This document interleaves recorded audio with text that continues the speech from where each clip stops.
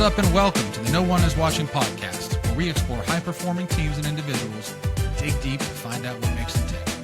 Whether it's in sports, business, the military, or everyday life, this show highlights the DNA shared by elite performers, the process through which they leverage that talent, and ultimately, it helps you apply those lessons to your own life, business, or team. Ken, so what has you excited these days, man? Well, I'm always working around my purpose, and I've probably clearly defined that about 10 years ago. It's funny, I was probably given my purpose about 30 years ago, but I didn't really realize it till about 10 years ago. But I kind of broke it down into my own language, and I am that I help others achieve more than they believe they could through my words, my actions, and my serving of them. What gets me excited every day is just like, how do I love and serve the people that I'm around to help them grow and achieve the things that they want to achieve, which sounds pretty simple, kind of like being Santa Claus 365 days a year. It's good old-fashioned servant leadership, right? Yes, sir. So you said it was given to you a while ago, but you didn't realize it at the time. What do you mean by that? Yeah, I had a high school coach named Ron Becker who changed my life. I mean, when I was a freshman in high school, he stumbled upon our tiny town in New Mexico, and he gave me some lessons that like changed my life. You know, he challenged kind of the way I was thinking and the way I was showing up, and it was just so powerful. And as I played for him for 4 years, and then I left and went on to college and got into even my baseball career. I used to go back and help him coach. And it was really powerful when I started seeing the lives he was changing every day or every year and how impactful that was. And I'm like, wow, man, he changed my life, but he changes a lot of lives, which is so powerful. And I really started understanding how and why he was doing it. And that in itself just was my purpose. I just didn't know it because it's, when I think about people and I always ask them, well, what's your purpose? They don't really know. They're generally like, well, I'm just going to show up and do my job the best I can and try to support my family and, da da da da da. There's all these things that people show up as each day. But what I realized in later on in life was like, wow, he gave me that purpose, and that was to help others become better than they even believed they could. And that's what just really drives me these days is like, how do I give that to other people, the gift that he gave to me? Yeah, that's amazing. One thing that I took from you years ago, and it's always stuck with me, was you were always very, very thoughtful, very deliberate about hiring and about building your team, in Arizona. And Mm-hmm. I remember coming in, I guess it was the tail end of 2010 and into that off season, and was charged with sort of overseeing your group. And come in and figure out quickly that, like, if it ain't broke, don't fix it, right? And so you guys had a good thing going on. And I learned in our years together that you were, you wanted to hire your replacement someday, right? And you wanted that guy to hire his replacement. And it can sound sort of trite and easy to say. It's hard to do, right? It's hard to do for a few reasons. It's hard to do because that person's hard to find. It's hard to do because you've got to be secure enough to actually do it and bring in somebody that might be more talented than you, right? And might actually take your job someday. But you did that. You walked that walk, and I saw you do it time and time and time again. I took that with me, I still follow that same philosophy to this day. And it was really powerful, and you've had a ton of success doing that sort of on the field and off the field. Yeah. Well, I appreciate the acknowledgement, and yeah, it really is a delicate slope. When I listen to most leaders, they're worried about guiding and directing, all the people and things below them. And what I've figured out, one of the most powerful lessons I've ever figured out is there's way more power in the team than there is in you. And when you can really step back and understand that and grasp the reality of it, then you can become a really powerful leader. I've always said that everybody I hire, I'm like, I'm not hiring you to be an assistant, or I'm hiring you to take my job because that's really what I want to happen. And I think then you got to live by that. You can't just say it. But, I knew one of my gifts when I was younger is selecting good people. There's something about building a great team and selecting good people that I have a strength in. And the beauty is what we've developed is the team selects everybody that comes on the team. They develop everybody that comes on the team. And they also decide when it's time for you to leave. You know, if you're not holding your end of the bargain up, I always say people may call me the boss or whatever. I'm like, I'm not the boss. I'm just part of an extraordinary team. And that team does everything together. And so, you know, if you're not holding your end of the bargain up, then the team will eventually decide that you're not worthy of hanging there. So that's the beauty. You know, I never hire or fire anyone. I'm just part of a group that goes out and is seeking elite people to create, you know, what we want or what our purpose is, which is to be the best sports medicine and performance team on the planet. And it's been really great journey, and it's actually evolved out into hopefully helping coaches and front office people see maybe a different way to do some things. And I'm probably most proud of that. Like, I would call it leading from the middle, if you will. Yeah. Yeah. I mean, like you have done an amazing job with that, and creating and building that self-regulating culture. You're there now, right? But that took some heavy lifting, I'm sure. And there were some bumps along the way, and people that you thought may have been good fits that wound up not being fits, right? Because that culture evolves, and that, self-policing is awesome when it happens, right? But it's hard to get there. Yeah. And you and I have had conversations over the years about the impact and just how powerful the people behind the scenes, but in the clubhouse can be on that culture. Right. And you're like right at the center of that, where, Yeah. you're positioned in a unique spot within the organization where, you're kind of the center of the spoke between the front office, between the coaching staff, between the players, and you're in it every day. So, Yeah. it really doesn't matter what the GM says, the manager says. To some extent, if you guys aren't bought in and aligned, you can kind of sabotage that, Yeah. or undermine that without even realizing it. You guys have done a great job of kind of driving. No, totally. I think Billy. Yeah, no, I 100% agree. It's a delicate slope because, you know, I always try to educate our people on we can either be a positive or negative influence.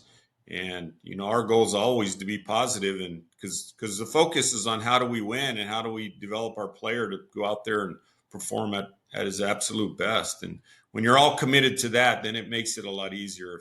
If there's not alignment to the point you made, then it can get a little disruptive and things won't work as smooth as it could. So we feel really a big burden of responsibility in all of that. It's our job to make sure that the players and everyone are bought into the same concept. When did you, in your career, maybe you always knew it, but at what point did you realize sort of the potential for impact outside of the technical proficiencies you have, right, with player health, from a leadership, from a culture, from a team building perspective? Did you kind of know that from day one, or appreciate kind of the unique opportunity that you had?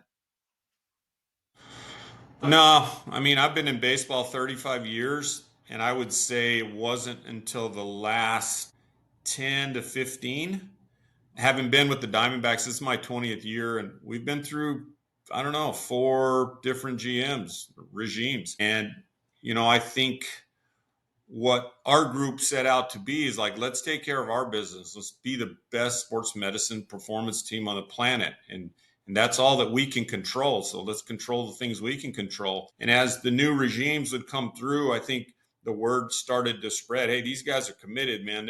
They're going all out to be the best they can be, which includes picking great people, developing them, making sure that we're all developing ourselves, having a, accountability or responsibility to each other, where we're growing each other. Me as the leader, I always tell the people that follow me, I need to hear what I need to hear, not what you think I want to hear, because that doesn't help me become a better leader for you. So I think it's establishing that space that we can all work from. But it wasn't until the last, really when Mike Hazen and those guys came in that I think, Mike started to go, what are these guys doing? Because we're producing a lot of really good people that are running other teams. And to be honest, I had to step back myself and go, wow, how are we doing this? Like, we've got some incredible people running other teams. And some of them have been really successful and some have had some speed bumps. But created me to step back and find some reflection points on how are we doing this. And so I just started putting it all down on paper. Inevitably, I kind of teach a lot of different people or businesses, or I actually have a course that I taught not too long ago called the Ultimate Team Building Experience. And I call it an experience because it's not really a course. It's just like putting the concepts out there and seeing what people already have in their system or what they can use to upgrade their systems. And when I really started putting it all down, I'm like, okay, that's how we've had the success. So how do we continue to build upon that and make it better? But that wasn't really till honestly the last 10 years. And, again, hats off to Mike Hazen and Amiel, and those guys really opened up the floors for us to expand some of the systems we were using out to the coaches and the front office and people like that. Because I'm a firm believer in, if you have to pay attention to the results you're getting, because if you don't, then you don't know if your systems are very good. But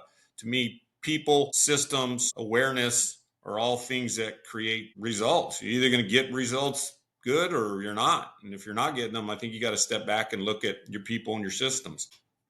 Yeah, I think you nailed on the head there, right? Like you and I are both, I think, have a bias toward culture and people, and you did it. I think at least my read on it, you did it in a very organic way, right? You did it based probably on an individual, one by one, person by person basis, and then you look up after X number of years, and you've got this sort of tribe around you of people that are aligned and talented, and so on and so forth. But if you're not producing results, nobody really cares, right? And that's where Yeah.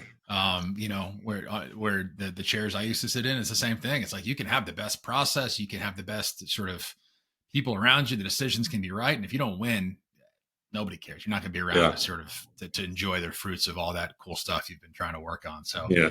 I'm sure it was for you to kind of, because you and I crossed paths, you hadn't, I don't think that tree that is now sort of permeated throughout the whole league. Maybe it was early stages or hadn't. I know PJ went over to the Cubs. Maybe it was the first one, at least that I was aware of. Now those guys that have sort of come from that Diamondbacks tree are all over the place. So when you look up and you have those kind of results, you're like, oh, maybe I should pay attention to, we are doing something right. And kind of codifying that a little bit is to the process rather than just getting up and it kind of being in your DNA. You know what I mean? Yeah. Yeah. I think if you don't step back and take a broader view or like a 10,000-foot view, you just get in the day-to-day grind of what it takes to continue to get the results that you have. And that's important. But it's when you can pull back out of it and go, okay, look, we're getting good results, but what are some things that we can actually tweak in our system that can create even better results? And because you have to be, I think any good system is adaptable. It has to be able to adapt, and that goes for I think just evolution in itself. You don't adapt, you die. So I've learned a lot from a guy named Steve Chandler. Opened my eyes to just systems. Like everything we do every day is a system.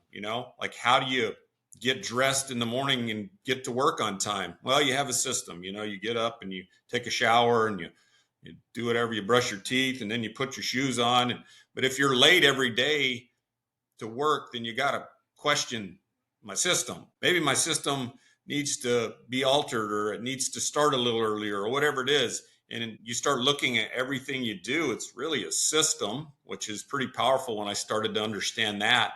And then you can start to modify, and you're going to get the results that are set up for your system. So if you're getting bad results, your system's bad. You need to look at a different option, maybe just modifying it. And I think that's when you step out and take that 10,000-foot view. It allows you to make those modifications and get to places quicker than what you would if you just keep sticking your head down and grinding, because that's important too. But like, you need some guidance in the middle of all that. Sure. And you talked about your career, right? And this is, you say 10 or 20 years at the Diamondbacks now? 20. Yeah, this is my 20th year. So you had 3 stops before that, right? Tampa, Atlanta. Yeah, I started with the Pirates, and then the Braves, and then the Rays, and then here. So all I know is baseball. I don't know much else. So you obviously picked up a lot along the way, right? And you even talked about how you didn't really probably appreciate or understand a lot of sort of what makes you good at what you do and makes the team that you're on good at what they do until the last decade or so, right? And that's just sort of you learn from different experiences, good and bad, right? And so you were a Yeah. part of you were part of a great Atlanta team, right, at the time, Mhm. with an incredible rotation. I heard a fun fact about you with 300 wins, and Yeah. the last three guys to do it have a Ken Crenshaw thumbprint on them somewhere. If you look close enough, and so Yeah. just being around, um, and even if you're with one organization the whole time, I think there's value in just getting exposed to different things. But coming from or touching four different organizations. I mean, let's just look at those three guys, the 300 winners, right? So we're talking about Maddox and Glavine when you were in Atlanta, and then Randy Johnson when you were in Arizona. Yeah. Those are three very different styles of pitchers, personalities, backgrounds, career trajectories, you name it, right? They all get there very different ways. So just using that as sort of the example, what do you take away from, you know, extreme high performance guys that can go do elite things? There's different ways to skin that cat, right? But they all got there. Yeah. Yeah. I mean, what would I take away from them? Yeah. Yeah, I think, when I was in Atlanta, I was kind of more the background music than I was the main music because we had some other people that were, I was in the strength and conditioning department. And, you know, when I step back and I watch, yeah, it's funny, man, I probably had like 10 or 15 players in there in the Hall of Fame. And I always like step Incredible. back and go, okay, what is it about those players that separate them from others? And one of them is just like they know how to compete when it counts, like in today's world. I mean, I actually coach a lot of kids, just like individual, like hitting stuff and whatnot. And I've coached basketball for like 20 years, and we've developed a lot of practice players. I think, there's cages and indoor facilities, and there's a lot of like kids or players that can do it there, but then they can't do it when the game starts. And so when I step back and look at those guys, man, they could compete. And they may be hurt, but they always found a way to go out there and compete, and just really focus in the moment. And I think that's probably the separating factor for me is they could really lock it in the moment, and they just knew how to compete. Because today there's a lot of metrics and things like that really get players off their best game, in my opinion, at times. I mean, there's all of the analytics and the things that go in, and those are important because I think they can refine what you do. But sometimes players become so attuned to that they forget to just compete. And I look at it from a hitting lens. I mean, it's hard to hit. Like it's a difficult task to be able to hit major league pitching. And then the pitchers, you hear them talking, and man, they act like hitters never get out. And I'm like, oh, wait a minute, you Yeah. guys are not Right. thinking about. Let me just go out and compete. So it's Mm-hmm. funny to hear both sides of the coin. But the most elite ones, they can hone in when it really counts and do it on the biggest stage. At least that's my perception of the elites that I've been around. It's amazing how that's the takeaway, right? I mean, it seems so simple and fundamental, but you're right. Like there's all of this noise around that right now. And when I say noise, I don't mean it's useless. I'm just saying that you can be really, the analogy I use is like the morbidly obese guy in the gym who's in there doing forearm curls. And you're like, buddy, you're Mm-hmm. focusing the wrong stuff, like get Yep. in there and do some different things Yeah. to get you closer to where you want to be. And Yeah. that's a little bit like what some players can be. They can just be so focused on this one metric or one thing, one new trick they're trying to learn, right? That they may just go out there and Yep. compete. And your point about it starts in youth baseball, it starts in youth sports, right? Like we would talk Yeah. about it a lot with Latin American players because they didn't play a lot of games. It was a showcase, culture, right? That's how they got signed. Throw hard, Yeah. run fast, hit them far in BP. And then when the games start, some of those guys can never adapt because they're just not used to playing the game. And Yeah. we're seeing that now with some of the travel ball and showcase type stuff that goes on. And it's not just baseball; it's anywhere, right? But yeah, like Right. just that compete gene. Like Yep. obviously those three guys had it, but that's interesting. I know you're a John Wooden fan, Yeah. and it was kind of that was a big part of the impetus for me starting this and kind of where I draw the name and everything else now when I was watching, right? It's character and characters what you do when nobody's watching, but also a lot of that winning takes place behind the scenes, right? Everybody sees the hoisting the trophy after game 7, but like that team had kind of won, or that person had already kind of won long before that based on what they put in. And what are things that you take away from guys, whether it's the best of the best or just the guys that work, again, get back to routine and systems, like the guys that, whether it's the weight room, whether it's just sort of recovery or whatever it may be, that take care of themselves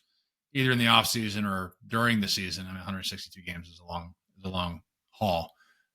What are some of the things you've learned maybe from players that you've seen have worked? Yeah, if I oriented it around John Wooden, which I do a lot, my high school coach was a John Wooden protege, like it's what he taught. That's why I remember it so well. In high school, he always taught the pyramid of success. And so like each week would be Yeah. focused on one of those building blocks. And I never forgot the very top of the pyramid, which is called competitive greatness. And it's called competitive greatness, but it's defined by being your best when your absolute best is called for, and your absolute best is called for every day.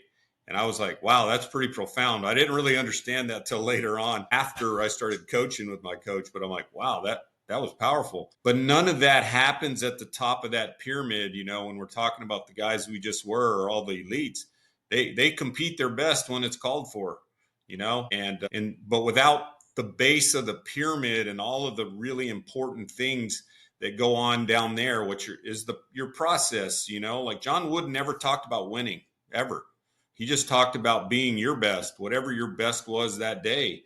And that really stuck home with me too. And you've probably heard the term, work the process, and it's been probably cut up 15 different ways, but I think the process or the system or the pieces of the building blocks at the bottom of the pyramid make it strong. If you don't have some really good building blocks down there, like a good work ethic and a good compete mentality and the things that are really important that are going to carry you when it really gets crunch time, then your pyramid's going to be weak and it's going to fall apart. So those things that I see are can be clearly defined, and each player has to define which pieces of their own pyramid that they want to create. And I think that's where the power is, because all of the elite guys have subtly different pyramids, if you will, and they set them up differently, but they all have a process, and that process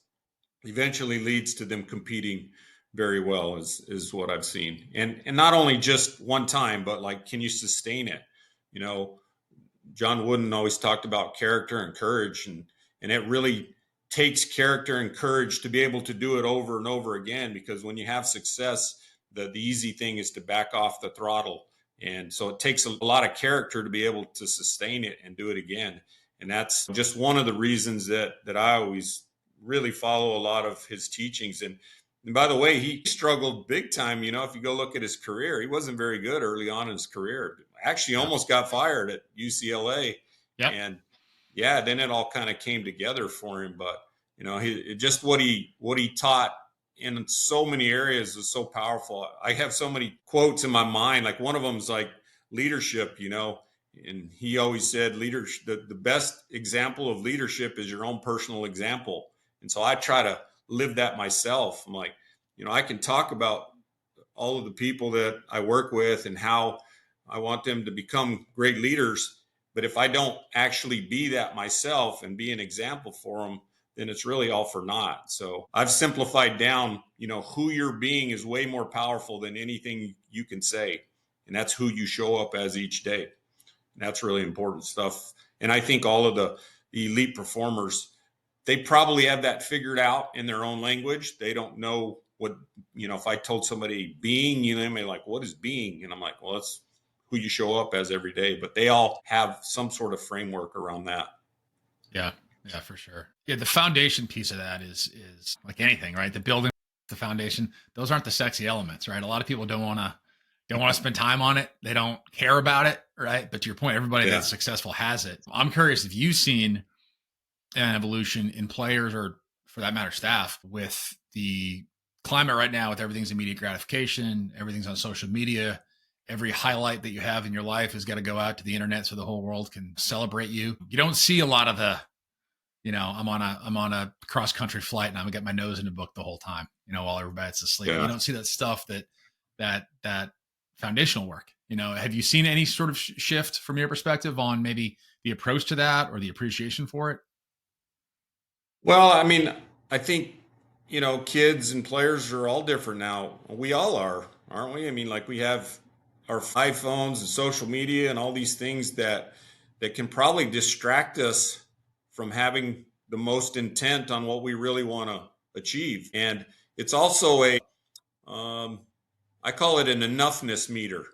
It's if you're on social media a lot and you're looking to be liked a lot, then basically you're looking for somebody to say you're good enough, Right. and if Right. not, we have enough judgment on ourselves is the way I look at it. So I don't really use any of that to put any judgment on myself, but I think enough players do. Or somebody said this, or I got this many likes, and really all you're doing is stirring your own internal hardware of not being good enough. And I think all humans, we have that to a degree, and some people it drives to a great place, but there are limitations. Even though it drives them to a great place, there's still, it's the people that say, if I make X amount of money and I get a new house and car and all this and that and the other, I'm going to be happy, and they're still not happy. And I think that's when we really got to step back from all the social media and the instant gratification of the phone and our society, and go, what really creates happiness, I think, in your own mind is your own thoughts. Like, how do you organize those and really, have gratitude around the things that we do have? And at least that's the way I view it. And when I coach the people that I coach in terms of personal development, it's like, can you really consider that your mind is creating these thoughts that create these emotions that lead to some sort of beliefs? And I'm a big proponent of taking those thoughts. If you can become a master of your thoughts, and you realize, oh, I'm having this really bad thought, and then in the moment you have a choice to either follow through with that bad thought or just go, you know what, I'm going to change the way I'm thinking here. And you can look at it as that's a problem, or maybe it's just a great opportunity. And I think if you can just become a master of that, just flipping your thoughts in there, then it doesn't run all the way downhill and create, emotions that create more bad thoughts. So, you really, I think if you focus on creating your future, it keeps you from dragging your past along or reliving back into the past, because creation and the future is really powerful, and it's really freeing, and it creates happiness and all the things I think people are looking for. But that phone and the social media will bring your past along with you if you're not careful. Yeah. Yeah. Amen to that. Yeah. It's the difference between, having internal drivers and external drivers, and, Right. and there's the external drivers have, multiplied tenfold the last, whatever year, 10 years, you pick a number. It is hard. It can be hard to block out that noise, and Yeah. I'm not a pro athlete with millions of people interested in what I do on a nightly basis. Right. So that if you don't have that inner drive to be able to, just say it doesn't really matter what anybody says or thinks, I'm going to go do my thing. And at the same time, knowing, never really settling, right? If I win this award, if I win this many games a year, whatever, like, then I'll be happy. Right. Like, okay, Yeah. well then what happens when you wake up the next day? Like, are you just going to check out, and just kind of coast for the rest? And so one thing I want to touch on with you is that you are, you're definitely like a people connector. You've got a bias toward people. Do you think that comes from, I've heard you talk about how you think it may have a tie to your upbringing, right? You grew up on a ranch, you grew up around animals. Mm-hmm. Is that you have like a little sixth sense? You said you realized it at an early age that Yeah. Yeah. you could read people well, right? And personnel selection. Yeah. I love asking people, hey, what's your superpower?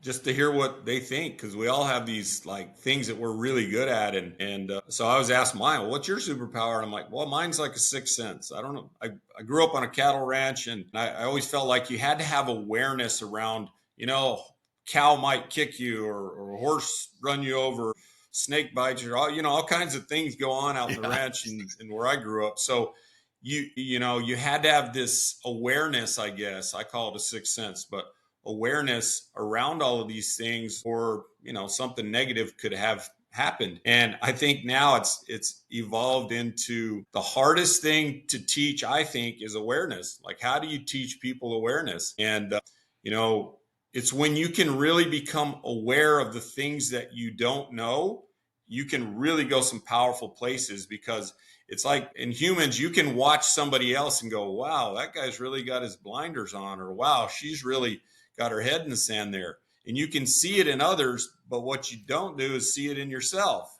Right. and Right. and so that's the coolest thing that I've got, is that incredible team around me that shows me where I may have my head in the sand. And I think that's the power of it. Like when you can really understand and you have people around you that show you where you're limited, or where you got your parking brake on, I love to say. And if you can have that kind of a team, that's where I'm really interested in how do you create the best teams. And it doesn't matter if it's sports medicine performance team, if it's the Diamondbacks organization, if it's a relationship with your wife and your family. Those are all teams. You know, you probably play on multiple teams yourself. Everybody kind of does. So it's like, how do I get the most out of all those teams? And a lot of the principles are very much the same.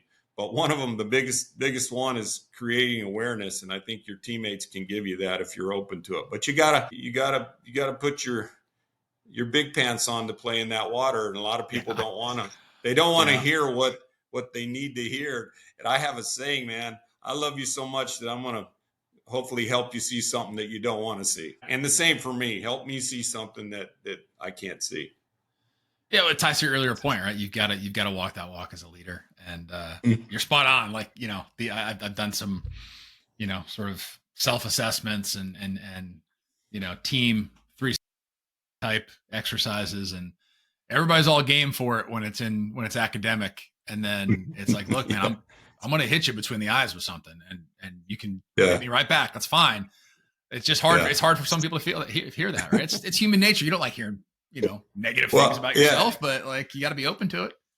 Right. The other thing too, Billy, that I've figured out is that the leaders, they all want to tell everybody else below them what they need to do to get better, right. But they never want to hear what they need to do to get better. No.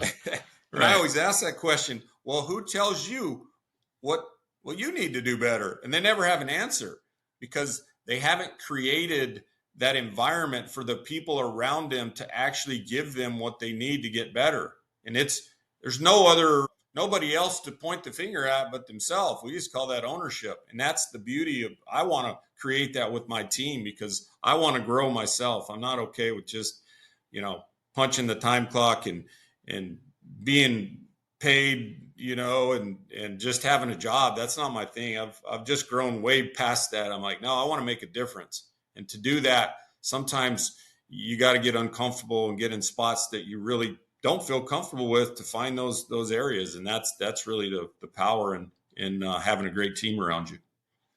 Did that take you some time to create? Because I've had experiences myself where I want the same thing, right? You want that sort of radical candor, open environment where you can have, but that's tough for people to do. It's especially if your boss is saying it. You're like, I don't know if I trust this guy. He might be just trying to set me up. Like, it take you some time to kind of create that.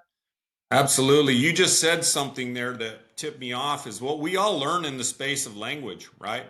Like, everything we've ever learned on the planet here is in the space of language. Like, somebody said something and then we resonated with, oh, that's a dog. Okay, it's a dog. You know, we learned it in language, and you said something, you know, that's tough. And what I hear a lot from leaders, like, or just people, is like, well, I'm going to have a tough conversation with them, or I'm going to have a really hard conversation with them. And I'm just like, I don't use those words, because first of all, if I'm going to step into a conversation that's tough or hard, I've already like predetermined that it's going to be rough. Yeah, all I say, well. No, all I say is, this is a crucial conversation to a great team. Like, I'm going to have that conversation with that person. And if I rephrase it by being crucial to the success of our team, it's totally different place than a tough conversation or a hard conversation. And so the other thing that I've figured out is, maybe it's not me that needs that to have the conversation. The power of the team, man, that wins every time. It's like, hey, look, the whole team is seeing this in you. and we need you to be your best to make our team the best. And when you phrase it that way, it's all in language. When you think about it, it's like how those words get laid out on the table in a responsible way can make a huge difference in the way that person learns and or takes the information that they need to make themselves better, which makes the team better. Yeah, no doubt. And that actually ties me to another point I wanted to make was it's real easy to have, some slogans and some buzzwords, slap them on a bumper sticker and a t-shirt and say, hey, here's our culture. And it's totally different for that to actually be impactful, for it to be transformative, for it to be sustainable, and I know you've gone through the exercise of trying to codify that for yourself, obviously, like just the very beginning of this conversation, right? You just rattled a sort of personal mission statement, right? And you've done that for your team as well. And I've always felt like that's really difficult to do because in my mind, it's all great cultures, all great missions that they're simple, right? Like to your point about systems and processes being broadly applicable, they're simple. So you could only almost copy and paste for pro sports team or an investment bank or a farm, and it doesn't matter because they can make that relate back to their life and their mission, but it's authentic, right? And it's meaningful. And so doing that in a way that's actually going to move people and inspire them is challenging. And it takes a lot of thought and time to build that. Can you walk through a little bit sort of the exercise you went through? Yeah, no, absolutely. One of the things people don't really understand complex. I have a saying, simple is hard. Being really simple is really hard because, most places that I've seen, they want to create this mission statement, and it's like a paragraph long. And then if I walk in and I'm like, okay, hey, can anyone recite the missions? Nobody can remember it. And they're like, well, it's got this or that, but they can't remember it. So I'm like, people remember small clumps of information. So maybe spaces of 3, right? So, when we sat down with our sports medicine performance team, our vision was just to enhance human performance. Like pretty simple, right? And then our mission is to be the best sports medicine performance team on the planet. Now, what does that look like? There's no metric that shows us that. It's just a mountain that we know we're going to climb every day to get to the top of that. And it holds all of us responsible to that mission. And I'm like, well, if we're going to be that, then we have to show up that way all the time. And then we've created our own values underneath it, which are important too. Everybody's got to have a shared understanding of the mission, the purpose, and the values. If it's not shared, and I just as the boss showed up and said, hey, this is what we're going to be, then not everybody's buying in. There's going to be some people like, yeah, that sounds great. Others like, nah, man, I'm not buying that. And they're out. And that's not a good team. So what I've been teaching, in the last 10 years is like, no, it's got to be shared. We all sat down together. That's why I've started this thing called the Ultimate Team Building Experience, and then walk 3 people through what that process looks like, creating a shared, purpose, I call it. But when we're all bought into the same things, or at least we have ownership in it, some of us have got to share, that becomes powerful because it really ultimately comes down to, like, let's say the boss, if he never asks any of us below him what we think, we don't feel like we're part of the process. But if he asks us, and then maybe he doesn't even use our opinion, but he asks us, that's pretty important start. Hey, man, what do you guys think? All right, cool. Now I got to make the ultimate decision, and he's going to make whatever it is. But just asking alone is so powerful, and that creates that shared buy-in by everybody. And I think when I watch, I don't know, like businesses, organizations that struggle, it's too complex of just the simple words you're going to put on the wall. And then most importantly, it can't just be words on the wall. It's like, how do we live it? And how do we come out there every day? And I have a saying that I learned from a really cool friend of mine. And he said, we don't see the world the way it is. We see the world the way we are. So we all have these different colored glasses. Your tent is maybe a little green and mine's a little blue, and they're all different. We all have our own different lenses of the way we see the world because we learned that in language. But really, the way we see the world is the way we're being. So if you're being pissed off because you got to go to work every day, guess what? You're going to see a lot of pissed off people at work. Promise you. If you see, uh, if you're being a jerk every day, guess what? You're going to see a lot of those people. If you are being love and service, which I try to show up as every day, then I see a lot of love and serving people that are looking to grow.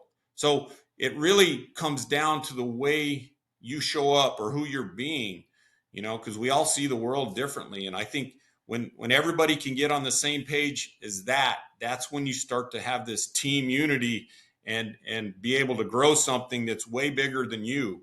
The purpose becomes bigger than you. And that is really fun because you got an incredible group of people working together that love each other, that serve each other. And it's not about loving or serving themselves, right? That's what I think the social media and all the things we talked about earlier do. They create, oh, let me serve me. Let me look at all the likes for me. And it's a very me-oriented world we live in now. And that doesn't do anything for me. It's never has. I'm more about what can we do together, as a country or as a sports medicine team or an organization or whatever that is. Yeah, I think people crave that. I think it's the reason that kids join gangs. It's the reason people get into the military.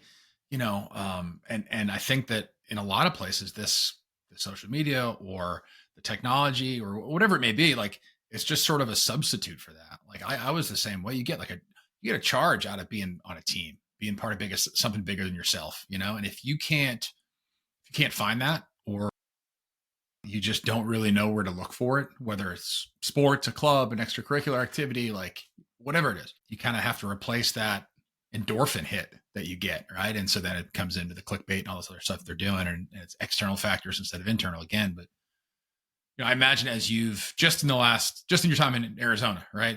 The culture and the philosophy, I'm sure, has evolved on a probably daily basis to some extent, and it gets more and more codified and more solid. And I'm sure it's in a much more concrete place now than it was 20 years ago. And so getting back to personnel selection, right? And what you did 20 years ago versus what you do now, are there things that you look for, specific things that fit your team's culture and your environment? Or is it, and are there methodologies that you use, or do you just lean on that, cattle rancher sixth sense of like, I don't know, this guy didn't feel right? Yeah, no, I'm not going that good. One point you just made is, yeah, we've done a lot of work on kind of remodeling the culture, but I always have to remind, the leaders and that, hey, just because you remodel it doesn't mean it continues to live. You got to water it and grow it and feed it. And that takes constant work. And we won, we were in the World Series. So what? Nobody cares about that. What are we going to do right now? And how are we going to create the future that we want? So that's pretty important. You can't miss that step. And as far as selection goes, no, we have certain criteria. And like, if you're going to come work for us, even as an intern, we're going to have 10 people interview you. And I figured that out. Like, we all have different angles that we're going to ask our own questions to really sift out, is this a good teammate? Are they open-minded? Do they want to grow? Are they passionate about what they do? And one that I can never sift out on an interview or whatever is like, what kind of work ethic do you have? Because I always say, if you have a car and I pop open the hood and you got a go-kart engine in there, we're in trouble. But if you have a diesel engine that'll go and work, we can teach you a lot of things. So that work ethic one, I'm always like digging behind the scenes, trying to find somebody that's not on their reference list, that knows them, that's worked with them, that can define, hey, did they have that kind of engine? Because that's the hardest one to get. And then there's some other pieces, as I mentioned, awareness, like, do they have awareness? And then one of the most important ones that I think I can pick up in an interview is just talking back and forth. What kind of communication style do they have? Are they a good listener? Are they open to hearing things that maybe they don't want to? Because that, I've seen, allows people to grow the fastest and get to the highest leadership positions, the ones that can communicate the best, not ones that are the best skills all the time, at least in our profession. So I think, those things all come into mind when we're selecting people. And the other one that comes to mind is, you don't always select people that are exactly like you. That's the natural tendencies. Oh, I want to pick someone that really fits with all my thoughts, because I figured out that some of the people that we selected that were the toughest to manage grew us the most. And you know some of those people too. Mm-hmm. You've actually worked with them. They grew us the most because they would challenge what we're doing. Like, well, why do we do that? And ask a lot of questions. And so I think the natural tendency for people is to select someone that's, they ain't going to rock the boat any. And I'm not saying pick a bunch of people that all they do is rock the boat, but they rock the boat to figure out why do we do that. And so when you really look at it in that space, you make your selection process bigger. There's a book called Talent War. Navy SEAL guy wrote it. I highly recommend it. It's a really powerful book on what you can be looking for in the selection process.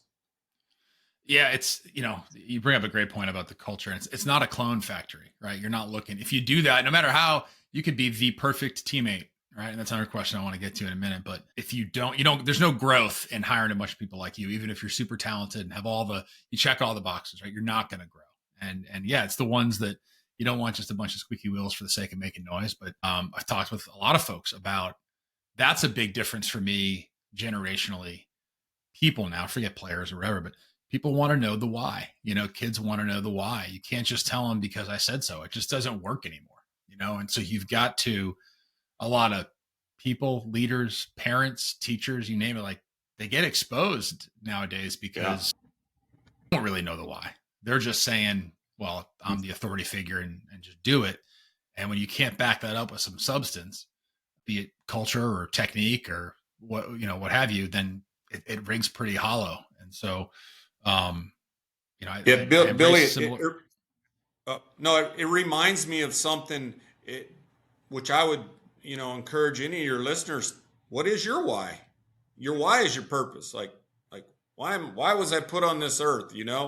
And really people have never even thought about it. And when you really can define your why on a piece of paper, not just the thought that you define it, then I think the next piece is when you create a team together, then your team's going to create a purpose, or you will do it together. Like, hey, what is our purpose? What do we want to do? And then what you find out is that the individual's purpose has to somewhat line up with the team's purpose, or it's going to be a problem. If someone walks in and their purpose is, I'm going to be the greatest solo artist on the planet, and the team's is like, well, our purpose is to work together collaboratively, those two aren't going to match up. So it's like, right. I always ask, what is your purpose? And most people don't know, but it's like, what really gets you going? And then does that match up with our team's purpose? And that's when it becomes powerful, and you don't miss on your hiring process, is when you can really match those two up. Yeah. And it gets back to it being simple, right? And being relatable, because you don't want people that all have the same answer to that. You want people that are motivated by different things, but there has to be that intersection somewhere, to your point, right? That it'll either fit or it won't. If they're in stark contrast, obviously it's oil and water. It's not going to work. But another concept that I think fits in that for me, it's a question I ask people all the time, is you and I could probably answer this question very differently. What makes a good teammate? And sometimes it's a simple question, no, in your gut, but sometimes people even have trouble answering that. They don't really know what a good teammate is. I mean, what's a good teammate mean to you?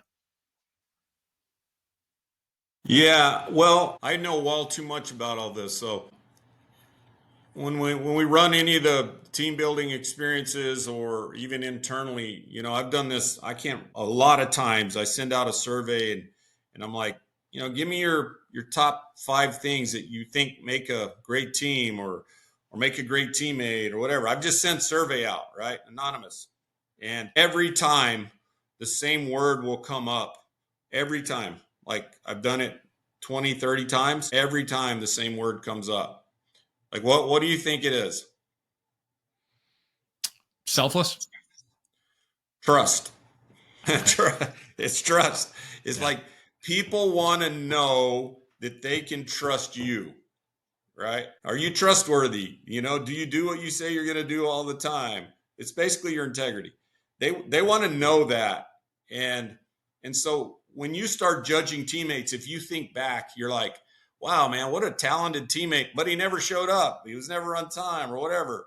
You don't it, right? You're like, nice guy, good teammate, but like, hey man, my life's counting on this. Can I trust you?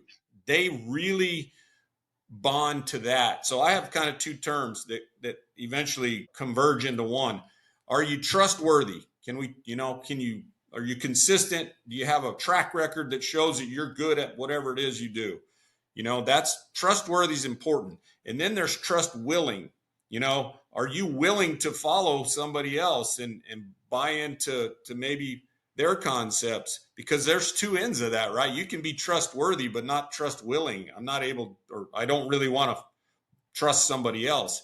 And that doesn't make a good team. So I created my own word called trustability. It's like it's two streets, right? Are you trustworthy and are you trust willing? Because when you get those two to match up, then it's really powerful. Does someone have trustability? And I think of these abilities in anything. The Navy SEALs use a term that I've stolen, we use in our team called team ability. And team ability is basically, can you lead when it's time to lead, and can you follow when it's time to follow? And that's what makes a lot of their processes, which are life and death, so good, is they have team ability. And that's what I really try to preach in our team, is like, hey, I'm not the smartest guy at some of the techniques that we're teaching. So I'm just going to follow whoever the best person, who the best teacher is. And I think that's what good teams do. They have team ability, they have trustability, they have adaptability. I call it abilities. They have certain abilities that really are important, because, it's like developmental ability. Can you, as a member of the team, develop somebody by your teaching and who you're being? But also, can you be developed? Like, you need to have both ends of the spectrum covered. If not, you're only going to get X amount of success, out of that. So I really like work on abilities. Like, are both sides of your abilities tightened down that you can actually grow yourself and the team? That's a great point. I mean, because if you don't have the latter, right, then you're in your own head, you're a finished product. There's no more growth to be had. There's no more, I'm not going to follow. A lot of people either can lead, want to lead, are natural born leaders. The follow part can be tricky, because everybody's sort of those who have the alpha, hard charging gene when it comes time and admit, yeah, this guy over here is better than me, and it's in the best interest of the team, of which I'm a member, that I'm going to follow instead of trying to be the lead dog on this one. And I think it's rare, to your point. I mean, you have both. Yeah. Simon Sinek has a really good little video about high performers and high trust. Yeah, I was going to bring that one up to you. Yeah. Yeah. But I trust him with my life, but not with my money and my wife. Right. Yeah, exactly. And so when you really sift this down, which I've done a lot of times, like, what is a great teammate? It's somebody that I can trust and that trusts me. It's like, it's that simple. It's not, no, you're right. The rest of it will fall into place, but that's the foundation of my pyramid of team building. The very bottom is trust. Like, you got to have that. If you don't have that, you won't have a good team, no matter where it's at. It's no different than your own family and your own wife. It's like, if you have a good trusting relationship, then it's going to be powerful. If you don't trust her, she doesn't trust you, I'm going to say it probably deteriorates. Yeah, I think that's a safe bet. Well, Cam, man, this was a ton of fun. Really good to catch up. I appreciate you sharing. It's been too long. Hope we get a chance to catch up with you again in person. Hey, yeah. Well, thanks for having me on, man. It's always good to see you, and I love the space that you're working in, and your purpose on what you're trying to do, which is help others, man. It really resonates to me. So I appreciate you. Thanks for listening to this episode of the No One Is Watching podcast. If you haven't already, be sure to hit subscribe to be notified of future episodes. If you'd like to support the show, please take a second, leave a rating and review, or share it with your friends. If you're interested in similar content, you can check out my website at nooneiswatching.com, where you can subscribe to the newsletter, read my blog, or follow me on your social media platform of choice. Look, your time is valuable, so thank you for lending me something.